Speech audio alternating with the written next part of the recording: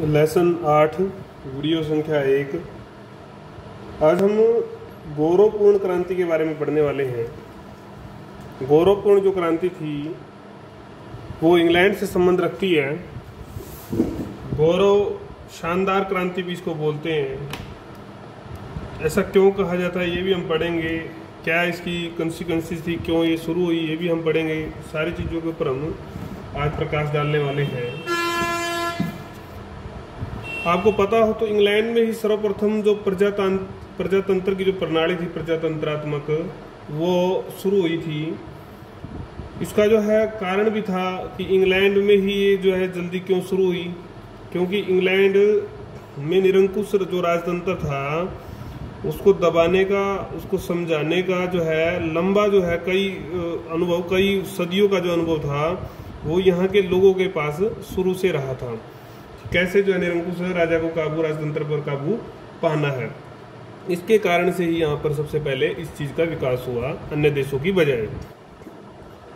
कई लोग इतिहासकार जो है कहते हैं कि प्रजातंत्र का जो आरंभ है वो मैग्ना कार्टा क्या है?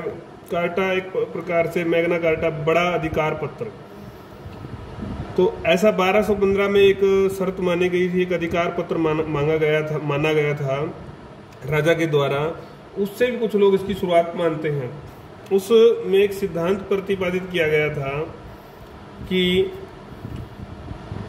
उस राजा भी विधि के ऊपर नहीं है, राजा भी जो है विधि के ऊपर नहीं है, बल्कि वो भी इस के अधीन है, मतलब कानून से ऊपर कोई नहीं है। ये उसके बाद जो सबसे इतिहास में जो सबसे बड़ी महत्वपूर्ण जो घटना इंग्लैंड के इतिहास में घटी वो थी 1688 की शानदार या गौरवपूर्ण जो क्रांति। वो सबसे बड़ी घटना है। इस घटना के द्वारा वे अधिकार इंग्लैंड की जनता को प्राप्त हो गए और विशेष अधिकार प्राप्त हुए, और जो राजतंत्र का या निरंकुश जो तंत्र था उसका जो इतिहास है वो गर्भ में चला गया। मतलब वो एक इतिहास भी बन गया, उसका कोई नाम लेवा नहीं रहा। और संसदीय जो राजतंत्र प्रणाली थी, जैसे आज देखते हैं हम, संसदीय प्रजातंत्र जो प्रणाली थी उसका उदय हुआ।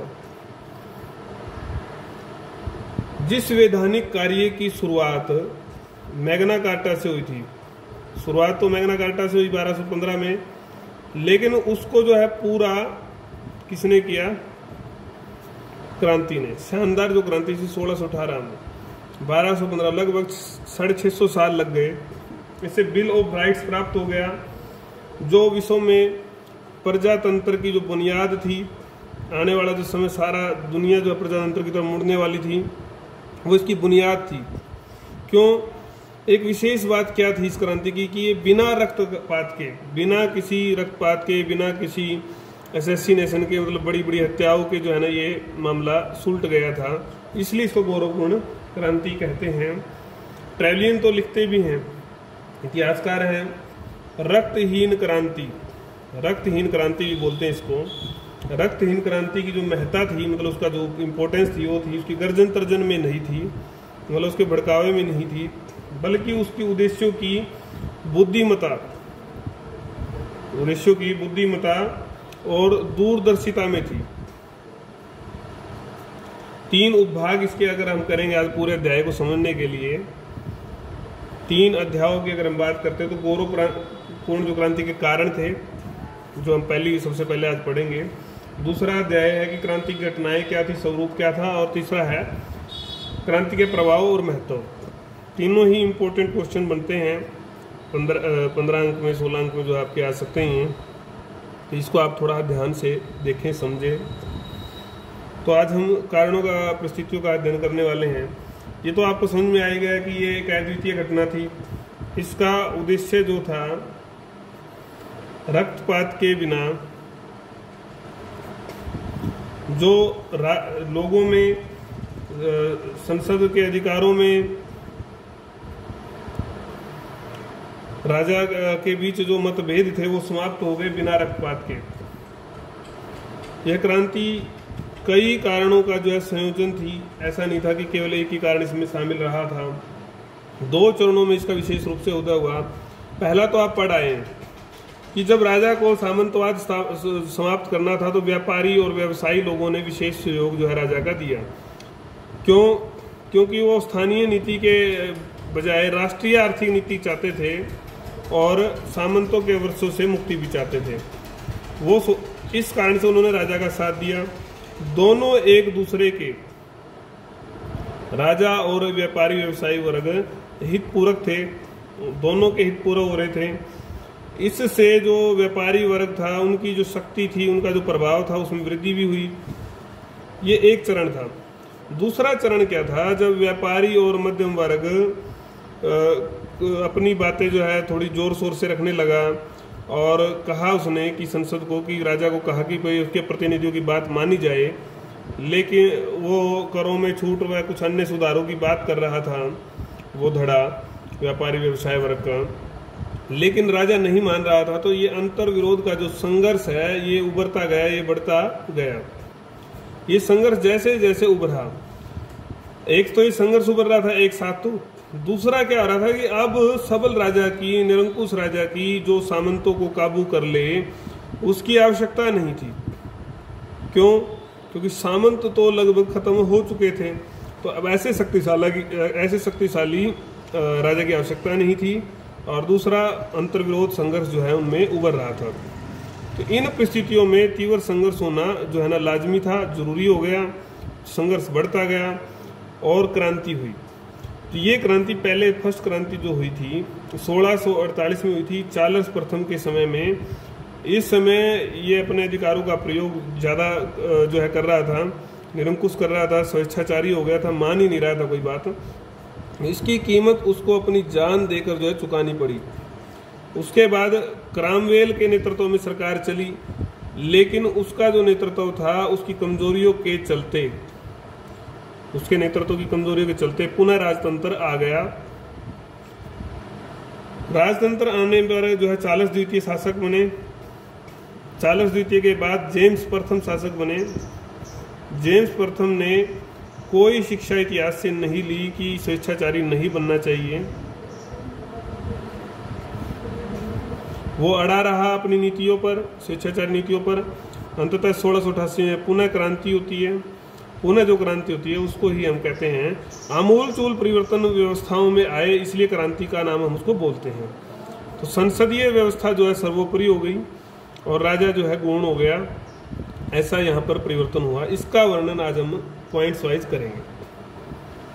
इस लेसन में हम 2 ही पॉइंट पढ़ेंगे, मतलब जो वीडियो अपनी संख्या 1 है इसमें हम 2 पॉइंट पढ़ेंगे, बाकी धीरे धीरे अध्ययन करेंगे, ज़्यादा पॉइंट्स हैं।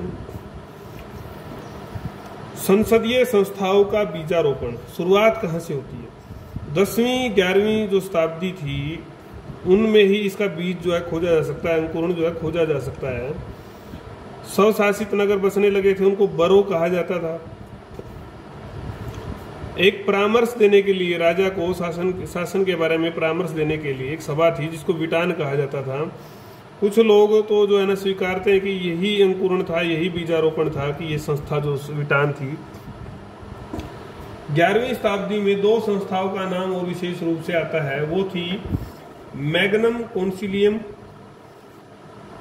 कॉन्सिलियम और क्यूरिया रेजिस, और थी क्यूरिया रेजिस।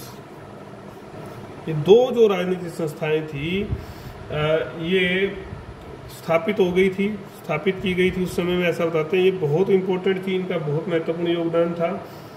इनमें मुख्यतः छोटे छोटे सामंतों को और भूमिपति जो थे उनको शामिल किया गया था। बड़े लोगों को शामिल किया गया हालांकि शुरू में, लेकिन एक शुरुआत थी। ये एक शुरुआत थी, केवल राजा या कुछ लोग ही नहीं, थोड़े थोड़े और लोग, ज़्यादा लोगों का अधिकार क्षेत्र बढ़ना शुरू हुआ। उसके बाद की अगर हम बात करते हैं, मैग्नम जो थी वो वृहद, मुख्यतः नीति निर्धारण, वृहद मैग्नम बड़ा, तो मुख्यतः नीति निर्धारण की संस्था थी। जबकि क्यूरिया जो है शासन के या राजा के, विशेष रूप से राजा के दिन प्रतिदिन के काम में परामर्श देती थी। ये इन संस्थाओं का रोल था। विद्वान मानते हैं कालांतर में ये संस्थाएं कर्मशः संसद और प्रीवी काउंसिल का रूप ले गई। आज जो हम देखते हैं तो वो इनका रूप इन्होंने ले लिया। तो ये पहला बिंदु, मतलब संस्थाएं, ऐसा नहीं था कि 1688 में ही कोई सीधा ऐसा प्रजातंत्र का एकदम आग उठी हो। धीरे धीरे करके जो है प्रोसेस चला और उस प्रोसेस से सब चीज़ें निकलते हुए यहाँ तक पहुँची। अब उसमें दूसरा बिंदु जो आता है वो आता है मैग्ना कार्टा का। मैग्ना कार्टा को हम पढ़ेंगे। अब 13वीं सदी में घटने वाली जो ये घटना थी, ये सबसे महत्वपूर्ण घटनाओं में से थी। इंग्लैंड का जो इतिहास था उसमें मील का पत्थर ये घटना साबित होती है। राजा जॉन एक अत्याचारी शासक था। राजा जॉन के काल में ये घटती है। वो अत्याचारी शासक था। जॉन का काल जो था वो था 1199 से 1216। उसने विशेष रूप से ये आंदोलन जो था कुलीन और बड़े लोगों का था। उसने इनकी मांगों को नजरअंदाज कर दिया। तो इससे उस वर्ग में नाराजगी उत्पन्न हो गई। नाराजगी बढ़ती गई। नाराजगी जब बढ़ती गई तो एक विरोध प्रदर्शन जो सुधारों की मांग को लेकर हुआ। सुधारों की मांग को लेकर अब्बास के नेतृत्व में स्टीफन लॉम्पटन, अब्बास तो स्थान का नाम है, अब्बास स्थान है, और स्टीफन लॉम्पटन के नेतृत्व में जो एक सभा का आयोजन होता है, एक विरोध सभा की जाती है और उसमें विस्तृत मांग पत्र तैयार कर प्रस्तुत किया जाता है कि ये मांगे हमारी मानी जाए। इसको बोलते हैं द ग्रेट चार्टर, महाअधिकार पत्र या बड़ा पत्र। ठीक है। इसमें 63 धाराएं थी। कुलीन जो लोग थे, पादरी थे, या जो चर्च के दबाव में लगा लो, बड़े जो तबके के दबाव के कारण से इसको मान लिया गया। 15 जून 1215 को स्वीकार कर लिया गया। ये एक शुरुआत थी। राजा पर अंकुश लगा। सैद्धांतिक तौर पर ये मान लिया गया कि कर लगाने का एक मात्र अधिकार जो है राजा को नहीं है। ऐसे ही राजा कर नहीं लगा सकता। कुछ सहमति जो है, कुछ ना कुछ सहमति उसकी जो है आवश्यक है। प्रजा की, शासितों की, जिनके ऊपर वो शासन कर रहा है, उनकी सहमति जरूरी है। हालांकि ये जो आंदोलन था, ये विरोध था, ये मूवमेंट था, ये जन सामान्य जनता का नहीं था, लेकिन फिर भी जो है इसमें विशेष भूमिका थी। इसमें फिर भी उससे जो है उस सामान्य जनता के लिए भविष्य में एक मार्ग खुल गया था कि विरोध प्रदर्शन करके एक अधिकार रखकर, मांग रखकर मनवाई जा सकती है। तो बहुत सारे विद्वान जो है इसे जनतंत्र की जो है जो शुरुआत स्वीकारते हैं। थॉमसन और जॉनसन क्या कहते हैं? मैग्ना कार्टा वस्तुतः ब्रिटिश संविधान का बुनियादी स्तंभ है, क्योंकि इसने जो एक सिद्धांत को प्रतिपादित कर दिया था कि शासक भी विधि के ऊपर नहीं है, बल्कि वो भी क्या है, विधि के अधीन है। ये 2 बिंदु हमने पढ़े। इन 2 बिंदु में आपके समझ में आया कि कैसे संस्थाएं बनने लगी थी, कैसे 1215 में मैग्ना कार्टा से जो है एक शुरुआत हुई, एक नई शुरुआत हुई, एक बड़ी शुरुआत हुई। इसके बाद हम कुछ और बिंदु पढ़ेंगे। संसदीय संस्थाएं, लंकास्टर युग, ट्यूडर काल, चार्ल्स प्रथम का व्यवहार, लॉन्ग पार्लियामेंट का महत्व, गृह युद्ध, चार्ल्स प्रथम को फांसी, क्रामवेल की निरंकुशता, ये सब पढ़ेंगे। उसको सब पार करते हुए हम संसद पुनः राजतंत्र आ गया था, संसद की शक्ति में वृद्धि हुई, तलीय प्रणाली का विकास हुआ, जेम्स द्वितीय का उत्तरदायित्व, यहाँ आकर तात्कालिक जो कारण था उस सारे को लेकर हम फिर पूरा इसका अध्ययन करते हुए इसके उत्तरदायी कारणों को समझ पाएंगे। तो ये सब हम देखेंगे वीडियो संख्या 2 में। कोई बात आपको नहीं समझ में आती है तो आप, मैं पुनः बार बार ये लिखता हूँ तो आप पूछा भी करें।